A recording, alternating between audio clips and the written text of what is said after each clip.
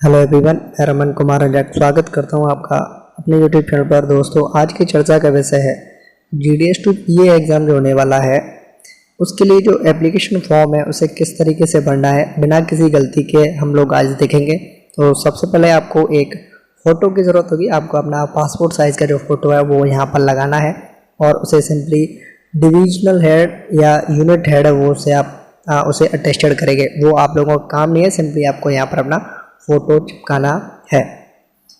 फिर उसके बाद में जानते हैं कि जो पर्टिकुलर्स हैं वो किस तरीके से भरने हैं। सबसे पहले है नेम ऑफ द कैंडिडेट्स, यानी कि इसमें कैंडिडेट का नाम आएगा। जैसे किसी का जो भी नाम है वो सिंपली आप अपना नाम भरेंगे। और उसके बाद में आपका आएगा जेंडर, यानी कि महिलाओं को फीमेल भरना है और पुरुषों को मेल भरना है।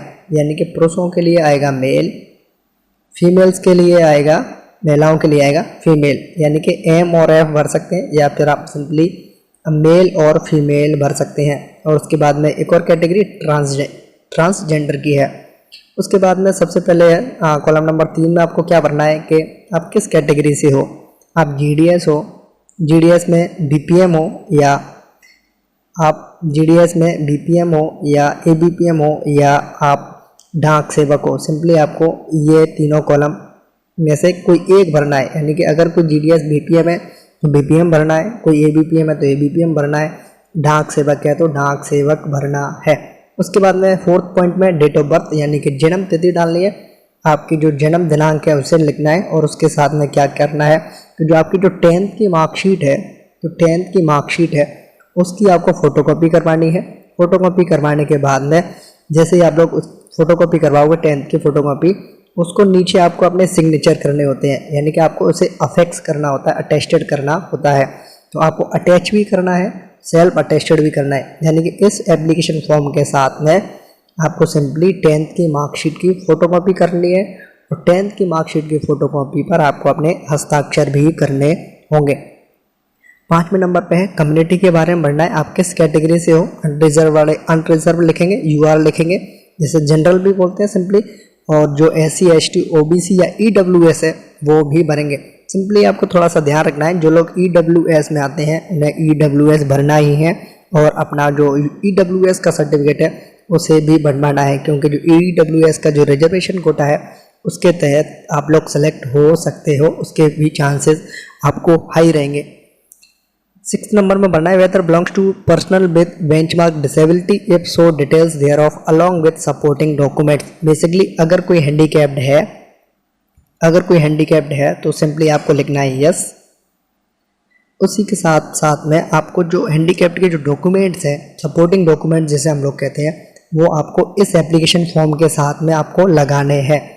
7 नंबर में एजुकेशनल क्वालिफिकेशन। सिंपली आपको क्या करना है, आप कहाँ तक पढ़े हुए, आप 10th पास हो, 12th पास हो, आपने ग्रेजुएशन कर रखी है या पोस्ट ग्रेजुएशन कर रखी है, जो भी आपकी क्वालिफिकेशन है उसकी अटेस्टेड कॉपीज़ आपको लगानी है।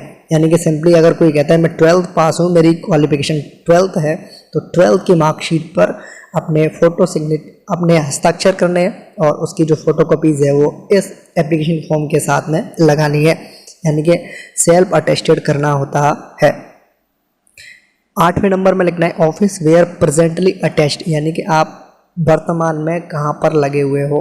अगर कोई BPM या GDS इस वाली ऑफिस में उसकी ज्वाइनिंग थी और उसे यहाँ पर अटैच किया हुआ है, B नंबर की ऑफिस में, B नाम की ऑफिस में अटैच किया हुआ है, तो सिंपली आपको इस नाम को भरना होता है, ऑफिस वेयर प्रेजेंटली अटैच, यानी कि वर्तमान में आप कहाँ पर हो। 9 नंबर में भरना है date from which continuing in GDS engagement, यानी कि आप किस डेट से GDS में काम कर रहे हो, continuing in GDS engagement. Point number 10 में लिखना है कि length of engagement rendered as GDS as on 1/1/2022।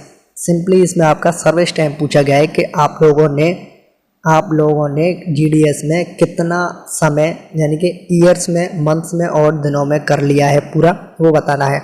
जैसे अगर किसी व्यक्ति को 1 जनवरी 2010 में अगर किसी ने ज्वाइनिंग की है तो 1/1/2022 तक उसको 12 साल कंप्लीट हो जाएंगे। तो सिंपली उसे किस तरीके से भरना है, 12 साल, महीने कितने हुए, एक भी नहीं हो रहा, दिन कितने हो रहे, एक भी नहीं हुआ, यानी कि जितने दिन महीने हैं, जितने दिन है और जितने ईयर्स आपने कंप्लीट कर लिए हैं वो आपको 10th नंबर के कॉलम में भरना होगा। साथ साथ में आपको एज भी भरनी है। 1/1/2022 को आपकी क्या एज हो चुकी है ये भी भरना है। जैसे अगर किसी व्यक्ति का जन्म 1/1/2000 का है मान लेते हैं, तो उसे 1/1/2022 को कितने साल हो रहे हैं? 22 साल 00 मंथ्स 00 दिन ये भरना है। सिंपली आपको इन दोनों कॉलमों को ध्यान से भरना है। 12th में भरना है कि whether any penalty is in currency और disciplinary proceeding pending if yes detail thereof. कहने का मतलब है कि क्या आपको कोई पनिशमेंट दिया गया है, अगर नहीं दिया गया है तो नो भरना है, अगर दिया गया है तो यस लिखना है, और किस तरीके का आपका पनिशमेंट दिया गया है वो भी आपको भरना है। आपके ऊपर कौन से डिपार्टमेंटल के केस चल रहे हैं वो आपको भरना होगा। सिंपली नेक्स्ट कॉलम में है डिक्लेरेशन। आपको डिक्लेरेशन देनी है कि जो भी मैंने ऊपर जो एप्लीकेशंस में जो भी मैंने अपनी डिटेल्स दी हैं उन डिटेल्स को मैंने अपने रिगार्डिंग सही भरा है, और उसके साथ साथ में आपको इस वाले कॉलम में आपको सिग्नेचर करने होंगे, और यहाँ पर डालने आपको डेट, यहाँ पर डालना है आपका अपना स्थान। इसी के साथ साथ में हम लोगों ने जो GDS2 PA एग्ज़ाम जो होने वाला है उसका जो एप्लीकेशन फॉर्म आएगा उसको भरना सीख लिया है। आप लोग किसी भी प्रकार की कोई गलती नहीं करेंगे। किसी भी डाउट के लिए आप लोग हमें व्हाट्सअप कर सकते हो, या इस वीडियो के कमेंट में भी पूछ सकते हो, या किसी GDS को ये पूछना है कि मेरी डेट ऑफ ज्वाइनिंग से अभी मुझे कितनी सर्विस टाइम हो गया वो पूछना है, तो वो निकाल के दे देंगे हम लोग। डेट ऑफ बर्थ से कितना समय हो गया है तो वो भी हम लोग निकाल के दे देंगे। आप लोग सिंपली कमेंट में पूछ सकते हो।